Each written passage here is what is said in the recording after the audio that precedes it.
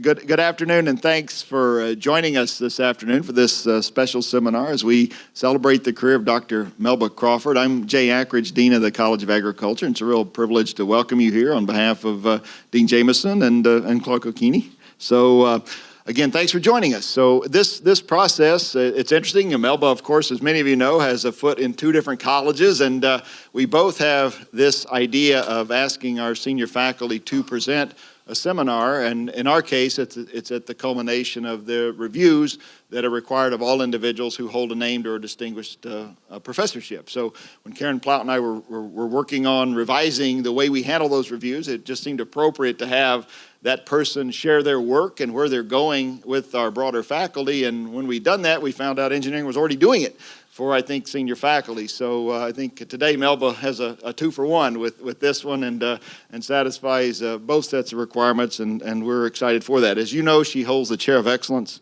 in Earth Observation, and I think she may have the most complex appointment on our campus. So she's 3/4 time Associate Dean for Research in the College of Engineering, and then she splits the other 25% of her time in our college in the Department of Agronomy, and then also the School of Civil Engineering. Joined us in 2008 after spending time at the University of Texas at Austin, where she moved through the academic ranks there and then assumed the chair position here at Purdue in 2008. Most all of you in this room are very familiar with her work and focused on remote sensing, but the development of advanced methods for analysis of remote sensing data. She's certainly an internationally recognized scholar in that area, and I think one of the distinctive features of Melba's work, and she picks up it in her title here, is the interdisciplinary nature of that work. And one of the letters that was submitted as part of the 5-year review, I'll just quickly quote this because I think it summarizes a lot of her record. And it talked about the strength of Melba's program is her ability to bring together an interdisciplinary team of faculty to develop cutting-edge methods for analyzing remote sensing data and use these analyses and remote sensing platforms across various spatial levels for an array of applications. They focused on agricultural landscapes, natural resource utilization monitoring, hydrologic modeling, and most recently, rapid, high-throughput plant phenotyping as part of a Department of Energy-funded project. Her strength in these areas is her knowledge of engineering and remote sensing, as well as merging the fields of agriculture and engineering. So I think you get a sense of just the breadth of her work and the number of different, again, disciplines that she brings in. Obviously, many awards and recognitions, but maybe notably, she served as a Jefferson Senior Science Fellow in 2004 and 5. Very active in graduate education, and not surprisingly, one of the courses she teaches is taken by students in agronomy, in our forestry and natural resources department, in ag and biological engineering, and civil engineering, and she served as director of the Summer Undergraduate Research Fellow Program since 2008. So again, thanks much for joining us today, and please welcome Dr. Melba Crawford. Thank you, Jay. So thank you, everyone, for coming and sharing in this event. I found that it was a lot of fun to prepare for, and as I've told many people, I realized that my professional life came about before PowerPoint, so that created some interesting opportunities. So just a little bit of context. I did my bachelor's and master's work at the University of Illinois in civil environmental engineering, and I always expected to come back to civil and environmental engineering. But I got a PhD. I wasn't very good in the laboratory, but I was pretty good at math, and so I decided that I might pursue a PhD in operations research. And my advisor at Ohio State said, you know, the problem is when you're with ducks, you start walking like a duck. And so then I went off to Texas in operations research, which actually happens to be in the mechanical engineering department as one of the major areas. But I was working in operations research.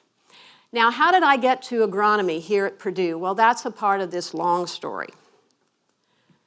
So my first research project at Texas, and you know, the thing that an assistant professor must say when you are asked, can you do this, is absolutely. So my first project was truly an IEOR kind of project, and we were working on simulation of drilling operations in the Bering Sea, and this was funded by ARCO Oil and Gas. The focus was actually on evaluating drill ships And what we needed to do was to evaluate different categories. These are semi-submersibles, which are very large. They have hollow hulls here and that can be filled with water for stability, also to raise and lower them. Drill ships here, both of which are floating vessels, were being considered. And here you have probably the kind of rig that you're used to seeing near shore, which is a jackup rig.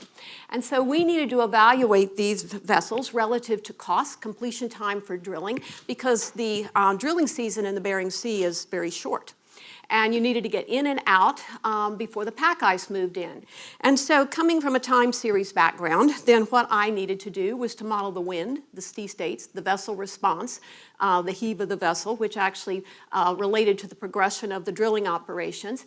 We had supply ships that came back and forth that also had to traverse the ocean. And all this was put together in a simulation model. That simulation model was in SLAM, which actually has a long history here at Purdue. And that stands for Simulation Language for Alternative Modeling. And this was a collaboration with a graduate of Purdue, Jim Wilson, who was on the faculty at the University of Texas at the time. And as I went back and looked at this master's thesis, I think it may well be the most outstanding master's thesis I ever supervised. Anyway, that was phase one. Phase two, just because of the difficulty that we encountered and the lack of computational resources, and it was just, very interesting. So moving on to phase two, I still reached back to my environmental roots, and because I was working in time series, then I was looking for data to analyze. I was an algorithm developer, and so imagery came to the forefront. And the kind of imagery that was related mostly to environmental issues was remote sensing types of imagery. And so got the wrong one here. So what we study in remote sensing is, depending on the kind of sensor that we're analyzing data from, it's some part of the electromagnetic spectrum. And so most of what we're used to seeing from cameras is in the visible portion, but a lot of what's important actually for vegetation and for minerals is out in the near and the far infrared and even the thermal and the microwave. So sensors are developed in all of these parts of the spectrum. Imagery is something that comes out at the end of a very long process. So if we think of passive kinds of data, so where the data come from actually a reflectance of the solar energy, what you have is coming in through the atmosphere is solar energy, and the atmosphere does not transmit uniformly. All right, once you hit a target, then there's a reflectance. And what we have is targets with different characteristics reflecting differently. We use pattern recognition techniques to actually identify what they are. There's also emitted energy. All that goes back up through the atmosphere again and then is recorded at the sensor. There's issues associated with sensing. There's noise. Comes to the ground station, the data have to be calibrated. Oh, by the way, we have to deal with this atmosphere, so we do atmospheric correction, and finally we get the data that we start analyzing. Most people don't know anything about this. They think it just arrives at their doorstep or on their computer. So remote sensing imagery is one form of remote sensing data. Similarly, imagery, remote sensing is a special kind of imagery. So all images are, I keep hitting the wrong one here, I'm so sorry. All images are comprised of what we call pixels. So if you just think of your computer screen, and every pixel has some value or vector of values. And the elements in those, of that vector may be correlated. So they're not all independent information. And the images that comprise these elements are called bands. So a range of spectral values would be represented in a band, and there might be 1, 2, 5, 10, 200 bands that would be recorded associated with a particular sensor. Now, one pixel here actually would have then associated with every band a spectral value. So the first work I did was associated with very coarse data that were collected by the NOAA satellites. And we worked on algorithms for actually detecting and identifying spectral signatures associated with oil spills in the Gulf of Mexico. The second thing we worked on was actually a biological kind of thing. Texas A&M It was very difficult for them to call up UT Austin and say, can you help us? But they did, because we were working on this kind of imagery. So what you see here is a signature that if we look at the bottom here, what we'll see is the red is associated with actually where you have peaks where turns out that channel 2 is greater than channel 1, and that's associated with vegetation, which these biological signatures were, and the white is associated with clouds. So we developed algorithms with this simple coarse resolution data for actually detecting the red tide. And they knew it was here, but they didn't know it was down here. So this was something that was very useful. However, there were issues. The data was 1 kilometer in spatial resolution. To get it, you had to call up the USGS, the US government. It was processed in Sioux Falls. We ordered it either by phone or fax. It was sent by US mail on 9-track tape. That didn't happen very fast. So timely analysis for actionable kind of response was just not possible. So being an enterprising young assistant professor, I decided to try to find money to acquire my own data. And so we acquired money for a receiving station, it was a ground station, to record this kind of data. This antenna went on the top of mechanical engineering and right across from the dean's office and on the other side, across the street. And he was forever asking me, what is that for? But anyway, so we acquired data from the polar orbiters. The polar orbiters see every point on the Earth twice a day, morning and night, and there were usually 4 or 5 of these up at a time. So you had, even with cloud cover, opportunities for actually getting decent data. This happens to be a pass, all right? So with 2 passes, you could cover the whole US, and if depending on where the satellite came up, it might take 3, and this is what we call an ascending pass from south to north.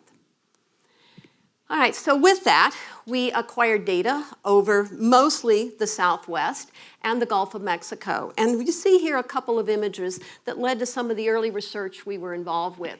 This is an eddy. So what you have is a loop current coming up here between the Yucatan and Cuba, looping up, out, and then it becomes the Gulf Stream as it comes up the eastern part of the US. This is a thermal image. So you see that it's much colder here at land. This would have been a night image. And this is much warmer.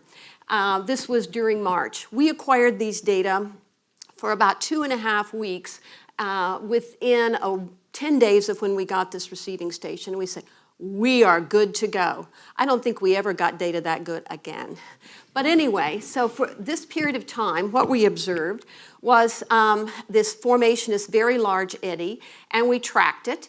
And during that time, there was a smaller eddy that spun off. And actually, one of the interesting science questions was related to that red tide. There was interest in what caused the red tide, all right? Because there was concern that perhaps the red tide would be activated by these eddies, which actually have a lot of energy associated with, more than a hurricane. They don't move fast, but they're very deep. And so the ships need to know, they want to ride the eddy when they can, but they also want to pull up their drill strings when they can because of the energy that if an eddy is coming through there. So along with this, we actually developed algorithms. We developed edge detection algorithms and published them, new algorithms. We needed to track features, and so we developed some automated tracking algorithms for tracking and determining what the velocity fields were. And then I started working in a field that I'm best known for. It's the field of classification, where it's identification and labeling. In that time, it was based on statistical methods of the pixels. That was phase 2, I guess. So phase 3, we moved from coarse spatial, a kilometer or so resolution, to medium resolution remote sensing. So just to give you a little bit of a historical timeline, in the 60s, people worked mostly with coarse resolution data, and there were big problems with downlinks, okay, and processing of data. The 70s, it got better, and that's when the medium resolution sensors began to be launched. They continued through the 80s, again with the same issues associated with processing and downlink. The 90s was when the huge changes occurred relative to not only archiving, dissemination, computing, but also application software. And it's just continued to go on in the 2000s. So Landsat happens to be the backbone of the I say of international remote sensing because the data are disseminated for free. They're medium resolution, started Landsat 1 in 72, Landsat 2. There was a plan. The government had a plan. Landsat 3, Landsat 4, Landsat 5. Oops, Landsat 6 was lost on launch. But during that period of time, from Landsat 5 to Landsat 7, Landsat 4 and 5 continued to operate. Those were amazing engineers of those times, I'll tell you. Landsat 7 went up in 99, and finally Landsat 8 in 2013. Purdue was on the forefront during all of this time. LARS is the Laboratory for Applications of Remote Sensing, and it started as the first interdisciplinary center here at Purdue in 1966. And so these are some characters that you may recognize that were working in the field at that time. They were calibrating data for the satellites. They had huge calibration. They also had a lot of field equipment, and they didn't have too much that you could brag about relative to computation. But they were very successful.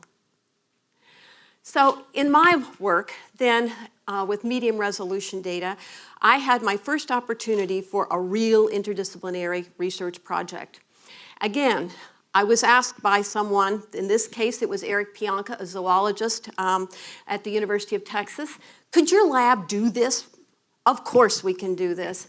So we got a major project funded by NASA and NSF to study the impact of fire on diversity of the species in Australia, and it was actually in the Great Victoria Desert here, where Eric had spent a lot of time. The project involved, on my part, actually acquiring data throughout that entire period of time, extracting the fires, then going back before the fire, mapping the vegetation before the fire, and then tracking the regeneration. We had to develop a simulation model of the fire arrival process, the growth of the fire, the recovery, et cetera. And in the meantime, on the other side, Eric was doing the same thing for animals.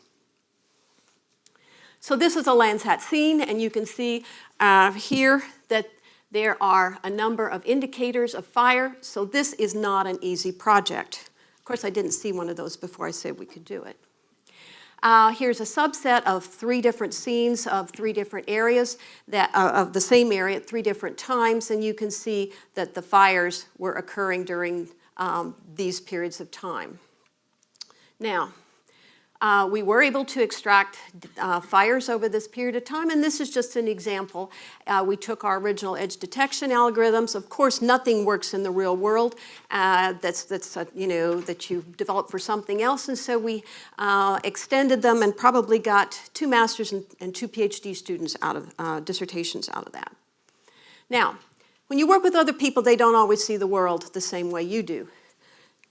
This is Eric, and if you talk to anybody in entomology, they will know Eric. So this is what he was studying. The species that he was looking at was indicator species of lizards.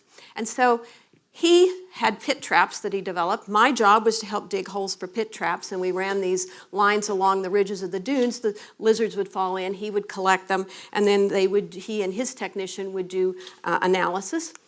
Now, the world, according to me, was somewhat different. So I was studying the vegetation. This is spinifex, which is the primary vegetation in the Great Victoria Desert.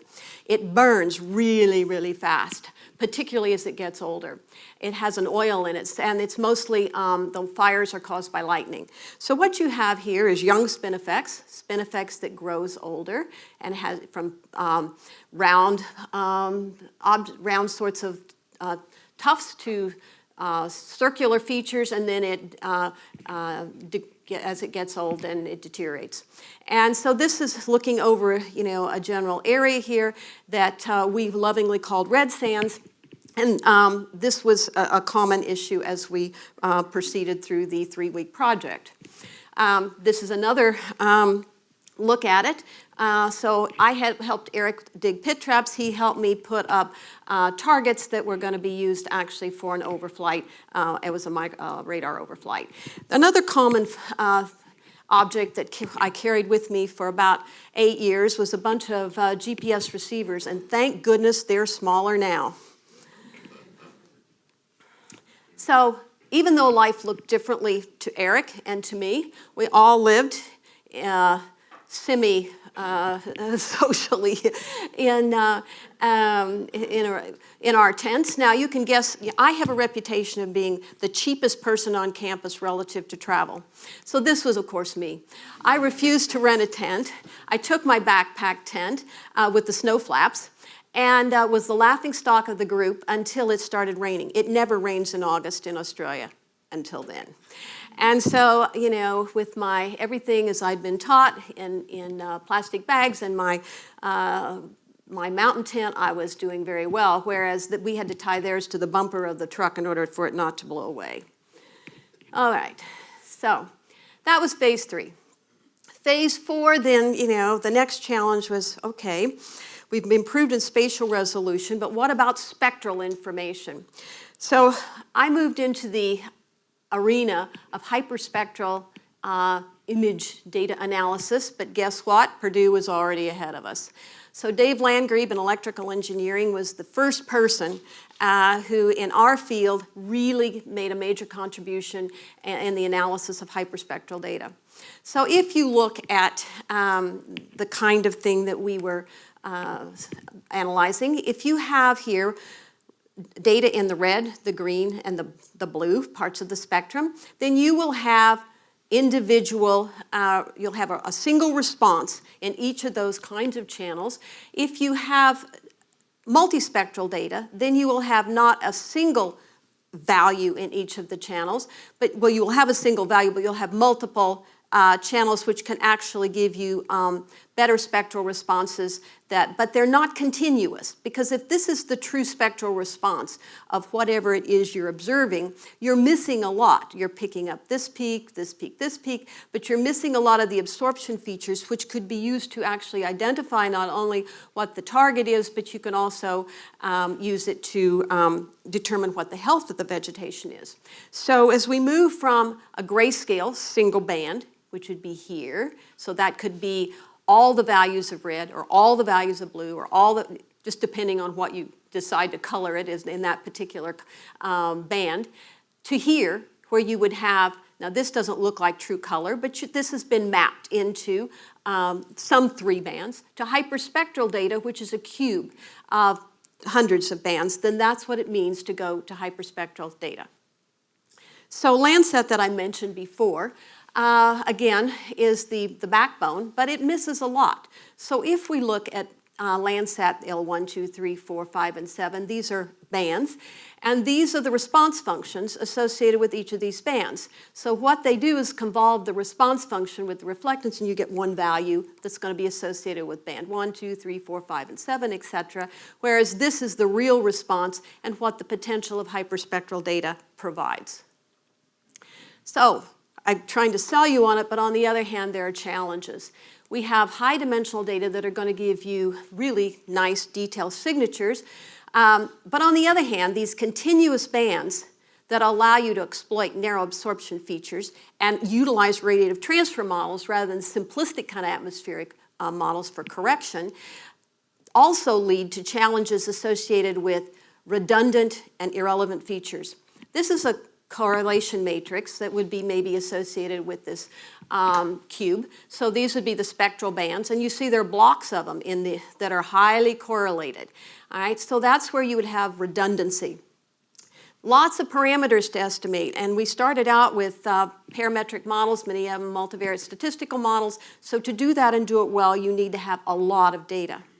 In our phenomena, then what we have is a lot of non-stationarity that gets covered up to some extent by multispectral data, but when you have very narrow bands, then it picks up changes that are very, and calibration issues as well, that are very small. Lots of computational overhead, although we do have much better computing capability.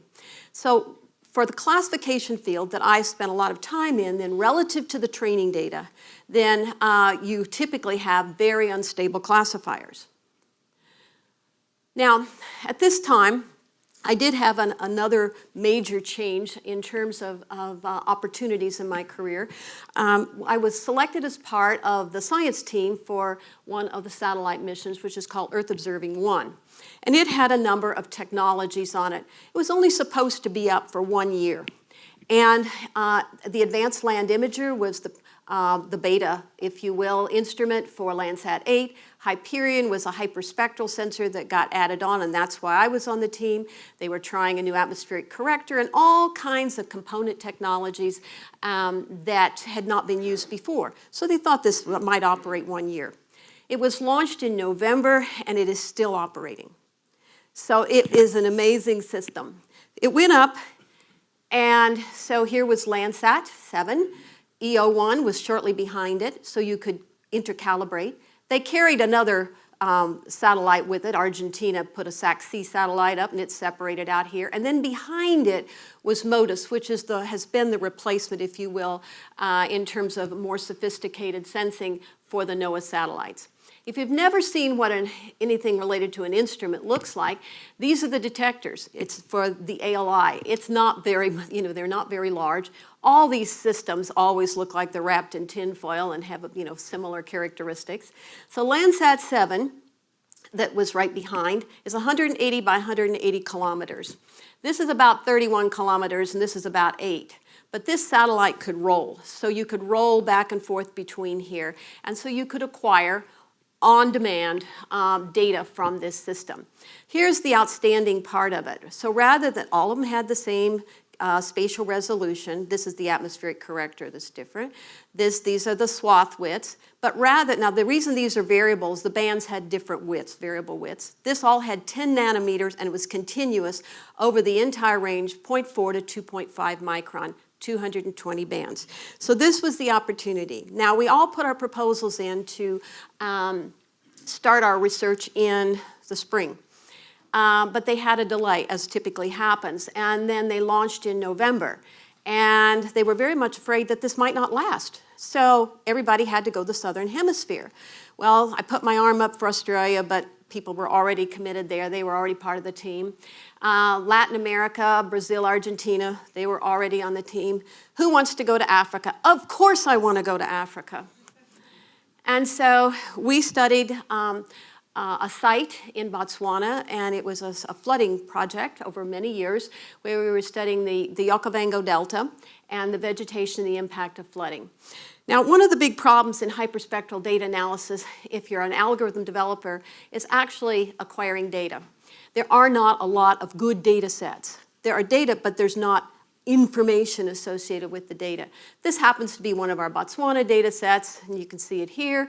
Another that was flown by NASA JPL for us was Kennedy Space Center. 1992, JPL flew Indian Pine, which is, if you recognize this, west of campus, okay? It's out near Acre. This is the most famous data set in all the world. If you go to any journal and anybody's doing hyperspectral data analysis, you will see this.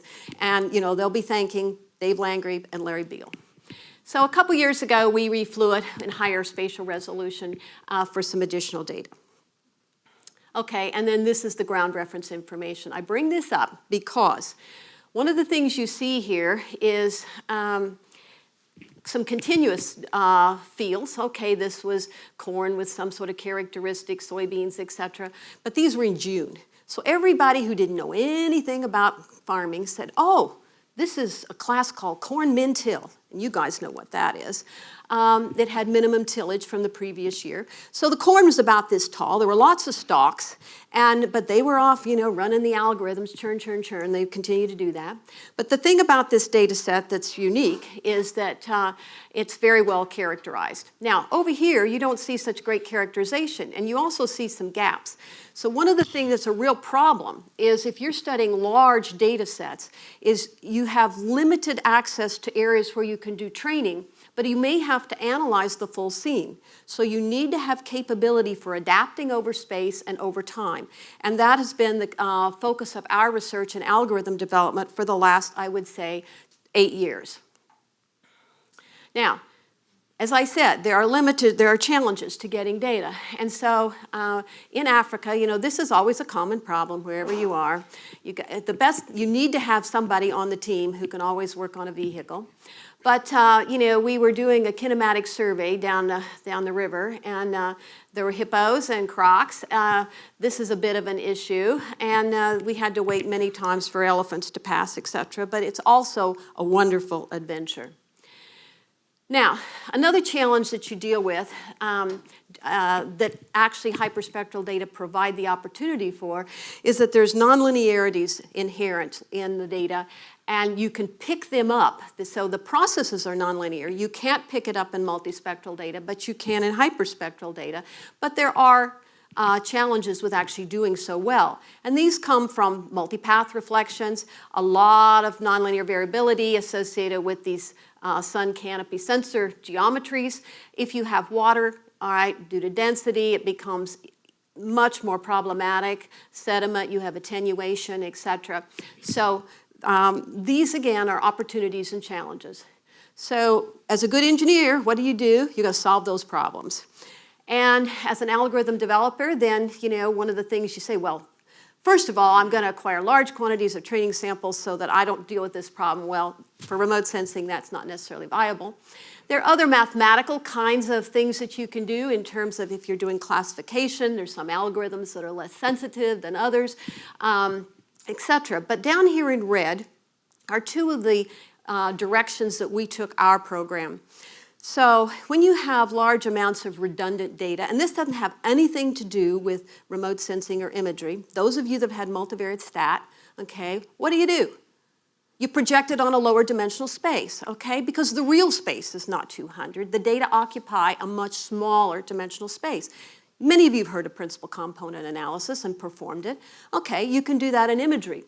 And so there are lots of those kind of algorithms, but when you have nonlinearities, then you're not necessarily getting everything, you're not accomplishing what you desire in the sense of getting everything out of the data you'd like. So that was one of the things we did, and the second thing was we have been working in something called active learning, and it's not active learning in the same context that many of us think in terms of teaching. And then other strategies are just combinations of the above. So, strategy one, what do we do? So, those of you that come from this domain, and the rest can be interested now, and then we'll come back to some of the more biological stuff later. So, strategy one, if we look at our data, this is our hyperspectral image, and these are 3 bands that we're displaying, then what you see is this nonlinearity in here that's exhibited. And if we were to project this onto a lower dimensional space using our traditional linear combination of bands, and if our goal is to separate these individual pixels into classes, then what you see is this is principal component 1 versus 2. Well, you see some separation in these classes, but once you get to 3 versus 4, 5 versus 6, you don't have any separation of the data at all. So you're probably not going to be successful. When you move to looking at the nonlinear transformations, then depending on whether you do a global transformation or one that focuses more locally in a spectral sense, then you set something that, also is very beautiful from a graphical point of view, but is much more separable. And so you get more information. So this would be a global point of view, and this is a local point of view. Combining these two ideas, all right, we said somehow we ought to be able to put these together. And in particular, my next student was working on multitemporal data. So if you have your ground reference information, much of the time, many of the targets don't change in terms of their spatial location. But you can't go back regularly and get spectral data. So you need to adapt and update your classifier to accommodate these things. So what we did was we developed a new algorithm that said what we think is changing is the local characteristics associated with individual classes. So what we have are 2 different dates here. This has been projected onto a lower dimensional space. You have May and June, and you see a lot of similarity. They're not perfect, so you can't use your classifier from here to classify this data very well. If you put them together and create a joint manifold, you don't do very well then either. But then what we did was we said what we're going to do is we're going to create joint manifolds, but those joint manifolds are going to exploit the global characteristics of the data in a general sense, and then over time, the local characteristics that we'll call locality constraints. And so what we do is look here at the joint manifold between May and June, and you see that it's fairly separable. May and July, fairly separable, all right, not unique. And these are just two components. So let's look at the results. Down here, we always love to show these kind of graphs. What you see is what everybody else accomplishes. So this is a nonlinear transformation as a baseline. This is just both of these had transfer learning where we actually aligned the manifolds, and then this is our algorithm. So this is for Botswana, two separate dates. This is for Kennedy Space Center. So we felt that we had made some progress in this approach. Strategy 2, active learning. So anybody that knows about classification knows, and it's supervised, says I got some data that describes what I'm trying to classify, and we use that as training data. That would be called passive learning, and it's everything above here. This is your supervised classifier, whatever your algorithm is, and these are your results. Now, you put your unlabeled data in here. Once you train it, classify, and out come the results. The thing that's different about active learning is active learning says, once I classify the data, I have a little bit of training data, okay? And I created a classifier, but I have a whole lot of unlabeled candidates. These are both unlabeled. And so once I create a classifier, if I go out and I look at the data, and I have a query criterion that identifies for me points that I really could, if I had the opportunity, if I had a tutor, if I had an ability to actually get the labels, these would be the pixels that I'd really most like to get the labeled data from. That's called a query criterion. You identify them, all right? Everybody else goes back in the pot. All right, they go into the label set, and this thing iterates. So we have been working in this field for some time. One of the things that this allows you to do is to start with a small amount of data and judiciously select data that you might either go out in the field, or many times you label your data using training data and then an expert who's going to actually work with very high resolution data. So we extended this. We had a NASA project to do that just finished. So lots of work in this arena. How do you create the inputs? What kind of classifier do you use? What kind of strategy do you use? And we've been fairly successful with this. But one thing this didn't do very well was exploit, there we go, the spatial information. Now back to Indian pine, which I showed you before, if you don't take any kind of spatial information into account, then you're going to get a classification result that's very noisy. And that's because there's variability, as we all know, within the field, soil variability, variability in the plants, etc. And so these up here are two of the crops, and you see how very similar they are spectrally. Soybeans min-till, corn min-till, both very small plants at that point in time. And, but if you knew, all right, if you had some pixels in here, and these are predominantly whatever this green class is, then using the spatial information, then you can actually surmise that this is probably not another class. So doing that, this is our labeled data. This is using spatial information, which I'll tell you about, and this is a result which is much better. All right, so we took our active learning framework and we said, how can we bring spatial information into account? Not just what is our neighborhood information, but segment the image, and we have an algorithm that we use called HSEG that creates a spatial segmentation such that every object within it is spatially and spectrally homogeneous. All right, so we put that into the algorithm and we prune the tree. That's a separate strategy because the tree, some parts of the tree need to stop at some levels, some at other levels.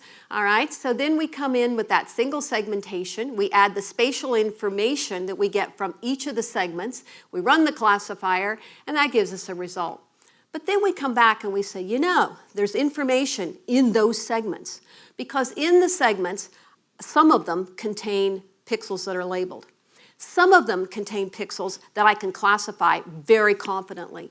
And so these are called pseudo-labeled samples, which is actually what Dave Langrebe worked a lot in. And the others that are labeled, you get from the original label samples that actually happen to be in objects, and you can identify others that you might want to add to your label set. All right, so on we go. Now, one of the additional things, come on. There we go. So one of the additional parts of this is as soon as you add samples, you change the tree. So you have to go back and you have to reprune it, and we continue this where we add samples and we add spatial features that are identified from every update of the tree. And we have been successful, except in running this, there, with results. So here is our experimental results, just showing you what the information associated with the classes are here, that those of you in ag will recognize. And if we were to look at our results where we did no segmentation, that's what I showed you before, where we just add simple spatial features and an adaptive segmentation where we update the tree, we do quite a bit better. But with our semi-supervised and active learning, then what we end up with is something that is far better. And if we compare all of these methods, both in terms of overall accuracy and average accuracy per class, then this happens to be the winner, not only in terms of having the highest accuracies, but it learns the fastest. So we feel we have made a contribution, and Zhou Zhang, who's a PhD student now, is working in this area.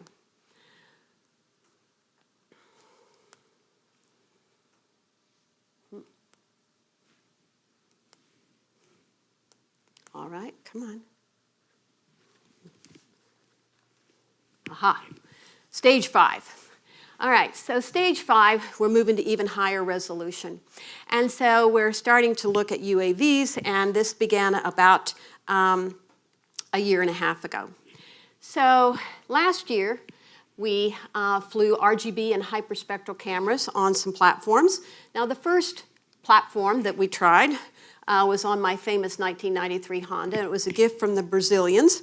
And the second one was another gas-fired local aircraft, neither of which, gas-fired engine, neither of which performed very well. My colleague over here, Ayman Habib, who also is a cheapskate, was flying a DJ Phantom with a GoPro on it. And then we found that we could work with aviation technology and find a platform that was large enough for our hyperspectral camera, which isn't, you can tell by the golf ball, isn't very big and not very heavy, and was stable enough to actually fly. So these are some of our aviation technology pilots, and you see them flying over the Sorghum last year. And here we see them coming into land next to the Sorghum as well. Now, that last data you saw, those figures, came from a project that was not funded.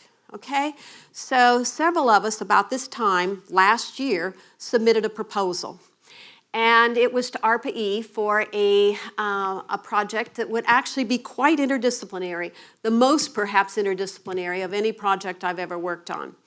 And we are studying rapid throughput phenotyping, and it's actually for sorghum. The PI for the project is Mitch Tynstra over here, and Cliff Weil, Ayman Habib, and this Dave Ebert here, our project manager, Keith Chirkhauer, Andy Linville, and this is me, all right, and Ed Delp over here, whom I didn't mention, but this group is working together. And this is what we're doing. So here's our sorghum. We have a Category 1 project, it's said to be, which means we have to do Category 2, 3, and 4. So we acquire data, all right? We process data, which is what some of us, most of us have expertise in. We have this computing infrastructure that is the heart and soul of a lot of it. And we work with IBM, and the genomics team from Agronomy is also involved in working with the connection of the phenotypes and the genotypes for sorghum. So this is the flow chart, and the only thing I want to show you from this is that there's a lot to be done. There's a lot to be done in the field. There's a lot to be done from a remote sensing point of view. There's a lot of processing to be done. And then, you know, there's a huge amount we don't even show here on this slide that has to do with the genomics analysis. So the field data acquisition, this shows some of our students. Again, this has to be, you know, part of everybody's life, I guess, that's in civil engineering. We do spectral calibration. The field team does a lot of analysis right there in the field, and we're really looking forward to the new phenomics building that's going up out at Acre. And coming out of it, I want to just show you a couple of things that, you know, as I said, we didn't have any money, we didn't know we were going to get funded, but we were believers, and that's what you have to be when you love research. So this is an outcome. Actually, it's from Iman's team. It's an RGB. Amazing for a DJ Phantom and a GoPro camera that has actually, with the proper algorithms, been geometrically corrected. And looking at it in high resolution, then you see that there's information that can be extracted, and this is not full resolution. This became the base map then for something that, that's hyperspectral data, that you don't see the full spectral information, but because it's a totally different type of technology, then it's not nearly as stable, and so it provides the base map for doing the geometric correction. Finally, we're looking toward, and not sitting while we're doing so, toward this spring. And so we have new sensors. We also have what we lovingly call the Phenomobile, which is a high sprayer. It's a highboy sprayer, and it'll have a boom on the front. Our aviation technology students are building new planes, so you're going to see bigger, slower planes out at the farm. New technologies, we have much better locational information from the new GPS IMUs. We're going to be flying LiDAR as well as hyperspectral and other kinds of cameras. So now as I look forward, I want to actually also look back, because Indrajit, Keith, Bernie, and I wrote a paper for the National Academies some years back. And this has got to be the overview we decided for what we do for several years. And we have to, the way we think about it. So there's always in situ, whether it's that project I just mentioned or other projects that involve remote sensing and agriculture. You have in situ information that's always important. This small part we've talked about, all right, up here in the right-hand corner, is only one part of the big picture. There are multi-scale models that are required, all right, for relating information that are related to phenomena, relating data, and then there's the site output, and there are all the feedbacks associated with this. Looking back, what have I learned? All right, of course I'm biased, but I think most of the big problems are either multidisciplinary or interdisciplinary. Now, when you do this, team composition is important. All right? We have right now, I would say, an amazing team. People have to respect each other, but they also need to have some depth in something. You have to bring something to the table. Interdisciplinary research isn't for everyone, and that's fine. And every researcher needs to have a portfolio. Everything can't be an interdisciplinary project. You really need to have something that is your disciplinary focus as well. You know, when we start developing algorithms, one of the things I've learned is that we work off of testbed data sets a lot, and we can publish just fine. But the real problems are much more difficult than that. And the algorithms are important, but they never are applicable, not really. Some components of them, but when you start working on real problems, then you really have to adapt the algorithms. And in our case, that's where our real contributions have come from. Not necessarily the original ideas, but the fact that there are special issues that need to be addressed, that thinking of the problems, then you develop the extensions and, that are needed. Now, data are important. I've shown you a lot about data, but it's even more critical to understand what data you have. And you learn a lot, and if you can, it's really great to acquire some of your own data. I think it makes you a better researcher, even if you're an algorithm developer. And one of the final things is, you know, I've learned over the years, and I think we're experiencing in this project, that our current educational structures, we're working on. We're trying to make them more interdisciplinary, but they're really not totally adequate. So thinking to the future, then what do I plan to do in the next 5 years, perhaps before you see me again here? Then, you know, we have 4 years to work on this project, and of course there'll be other things that go on during that period of time. In the algorithm arena, then we're going to be working on multi-sensor machine learning algorithms, and they're going to be still for classification, for other kinds of analysis, for prediction, for unmixing, and for phenotype extraction. One of the things that is totally unrelated, and I'm working on with another colleague, is actually assimilation into models. You know, I showed you that big picture. So the remotely sensed data or data products need to be assimilated into models many times. And so Indrajit and I are supervising Garrett Pignati, who's actually working on assimilation of soil moisture for hydrology and water quality. Now, coming back to the education, several of us have made small steps, but never really put a full commitment into actually developing an interdisciplinary graduate program, but I think the time is now. We've hired more faculty, both in ag and in engineering, in the last few years. And there's a great need for education, and it's a natural because we have this umbrella of data science. So we've got the computational science and engineering, we have life science, computational life science, the new data science program they're beginning to think about. We really need a graduate program in geospatial science and engineering, and so we need to make that happen. There's also a lot of opportunity now that the technology has matured to actually engage with our colleagues in the field. I've spoken about, particularly in the last year, remote sensing from UAVs to farmers. Lots of opportunity for outreach and engagement in the future. And I guess I'd like to acknowledge the fact that none of this would have been possible without my students. You know, our students are the ones who have the great ideas, and they're the ones who execute. And I'd also like to say that I'm really appreciative to all my colleagues who've been with me along this journey, as well as my family. And so one of the things I've learned is, you know, as I said to my son, you know, you climb a mountain, and if you can get there, you're pretty happy, but not for very long, because there's always a higher mountain or something that's more interesting to pursue. So thank you very much.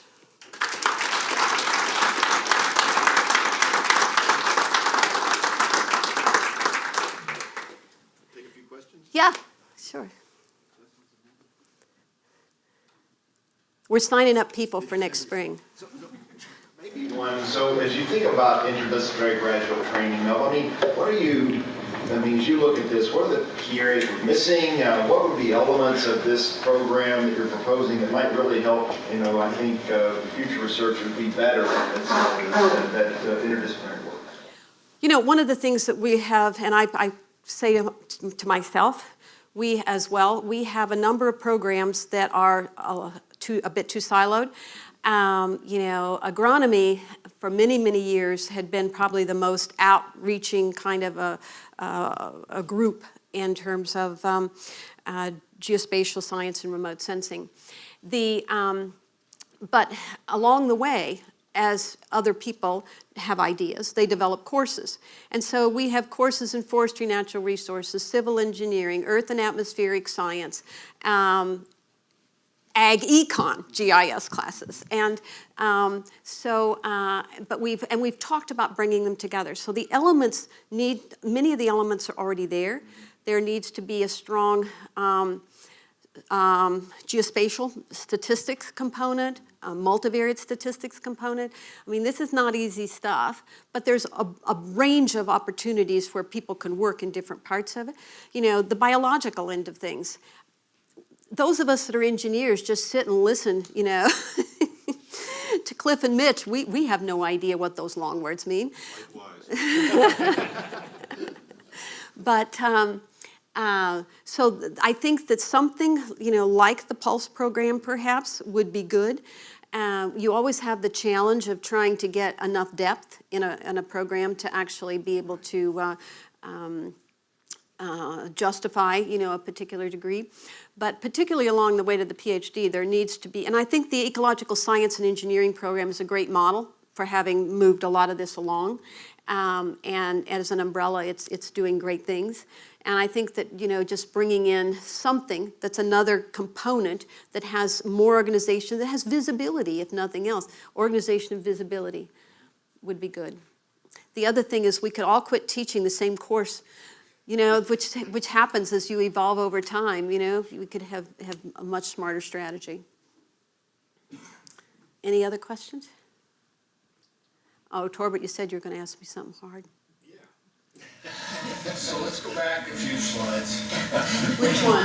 I'll tell you when we get these 2 or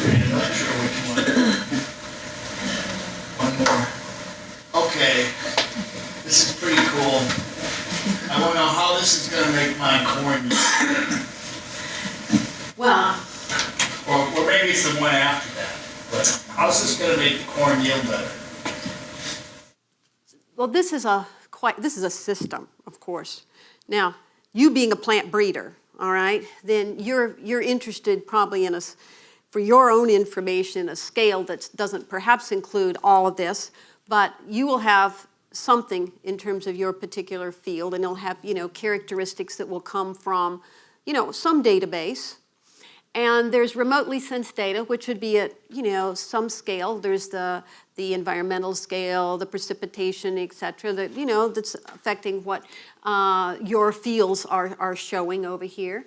Now, I don't have you in here in terms of plant breeding, but I'm sure that you guys are somewhere in here, the biological models. And, but, in terms of a system, then these have to interact. And in order for farmers, for sure, to be able to make better actionable decisions, but also in terms of the plant breeding, I think integrating that with the environment. I mean, that's why we're doing fast throughput phenotyping in the field anyway, as opposed to in the greenhouse or elsewhere. So this kind of lays on top of what perhaps you do, and maybe what you do in terms of the science is another dimension. So what happens after? So we've been seeing this progression of platforms and ability to collect data. What comes after the phantoms and the drones and things like that? What does the next platform look like? Well, I mean, this is where a lot of the multi-scale stuff needs to be, okay? We always need to have, up here in remote sensing, you always need to have satellites. Now, I think the satellite piece of it, there will continue to be some of these large-scale kind of sensors, but the exciting cutting edge is actually in the small satellites. And those small satellites will have much better repeat, and there's going to be all kinds of other technology issues. But from that point of view, you'll be able to get much better, shorter repeat cycles. The airborne piece, manned aircraft are always going to be expensive. And so the sooner they serve a purpose. The data we get, as long as they don't fly too high, are very stable, and have decent resolution, are very stable. The data we get from the UAVs are not very stable because, we live in windy country. And so these are rocking and rolling even as they go up and down the field. So I think we'll do better in our platforms. Now, there's another piece of it that will advance, and that's the in situ piece. I think the in-field sensing is where a huge contribution can be made, because you can get data, but to relate it to what's on the ground, then we really need to advance that piece. Karen's very funny. She always says, when are we going to plant these sensors? And, biological sensing is going to be a piece of that. If I could ask you to actually plant seeds that are going to be bright red, and I'm going to know exactly where they are, that would help us a whole lot relative to our registration. We would not have to be out there planting targets all over. So, that's sort of a funny aside. But I think that, the in situ sensing, there's going to be an awful lot of advances there. So Melba, you talk about graduate education, but I also see probably some undergraduate courses or something in this area that might be useful. Any thoughts or comments on that? Well, yeah, I think particularly, actually in civil engineering right now, we've started a trial course where we're each teaching a couple of lectures to the undergraduates, not only to introduce them and hopefully gain interest, but also have them start thinking about what they need to actually do this. There are lots of jobs available. My friends in Ag Econ say if you want a job, you better have a GIS class. And so I think that, there's a lot of service-related, kind of courses that could be taught. Now, we have a couple of people in computer science that actually do research in the geospatial arena, in terms of data structures and all. But I think that as a commodity, I think that that there's a lot that could be done that other universities do much better than we do, but we have all the elements and could do it better.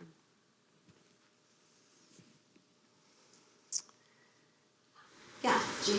Hey, Melba, it's a very impressive talk. I have a question here. Apparently, you are trained very differently from what you have been doing in remote sensing. So my question is that how the subject you have been trained on actually benefit your research.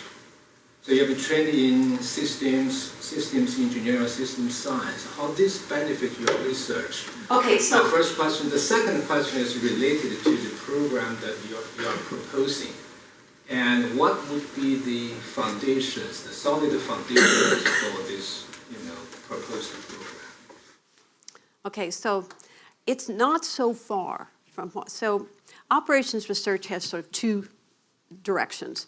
One is the statistics and stochastic processes direction. The other is more the optimization, and then there's more the industrial engineering component as well. And so my PhD was actually in the statistics end of and stochastic processes.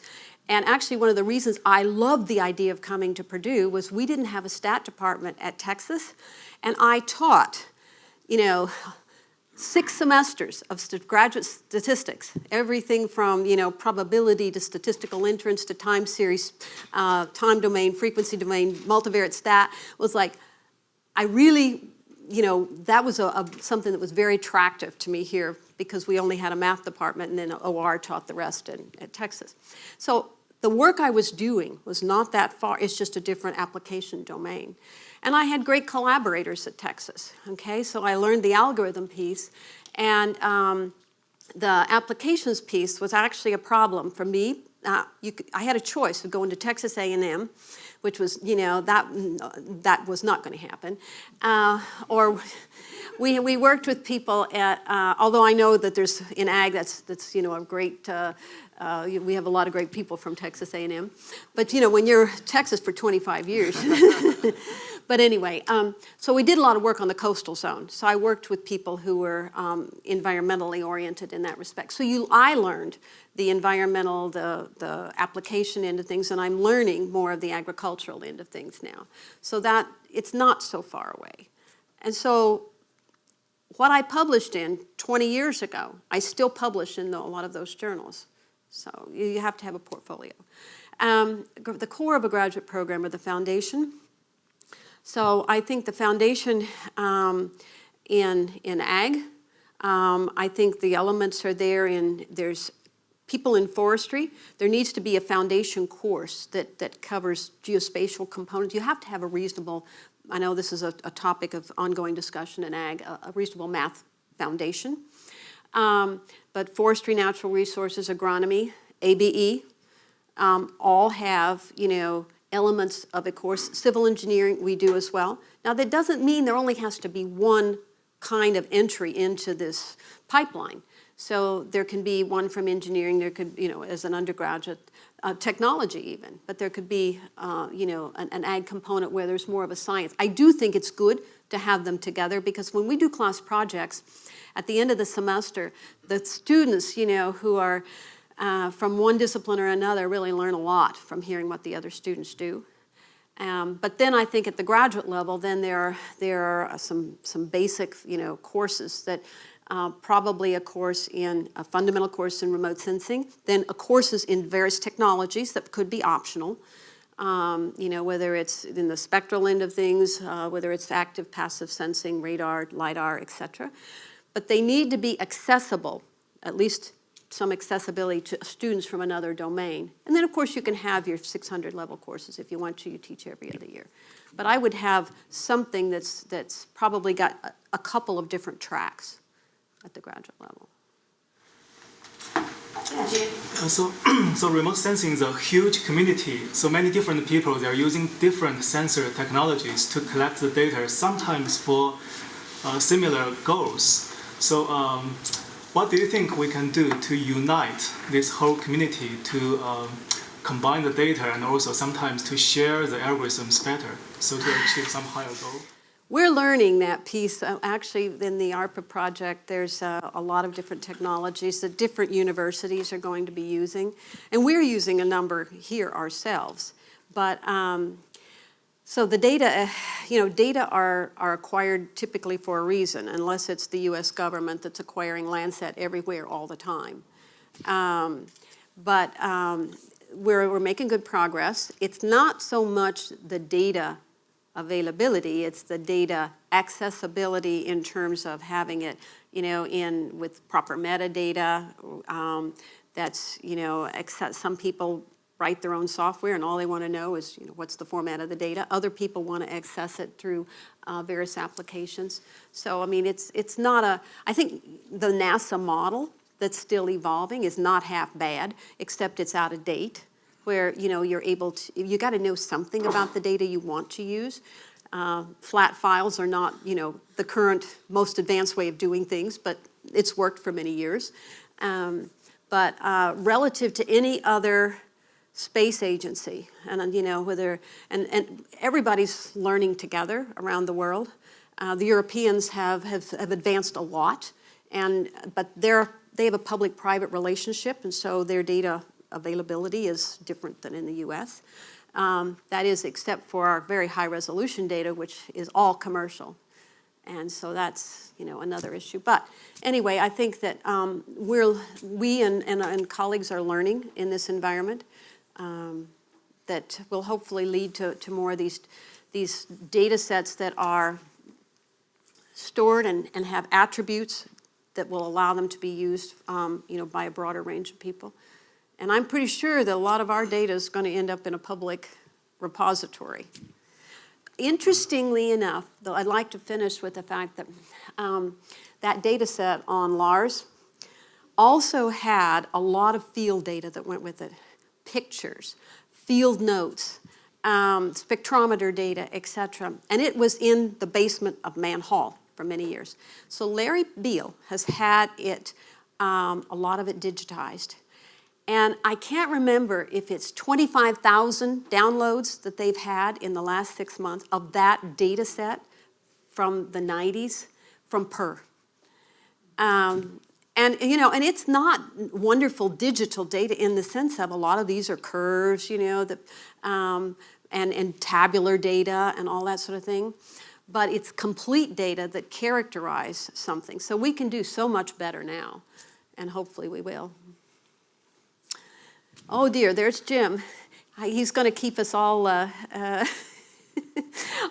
he's the person that when he saw the yellow UAV on top of the car coming down the road at 50 miles an hour before we released it, was not quite so sure that he was interested in having an interdisciplinary program out at Acre. Thank you very much. Oh yeah, Keenum. Where do you find time to do all this that you do?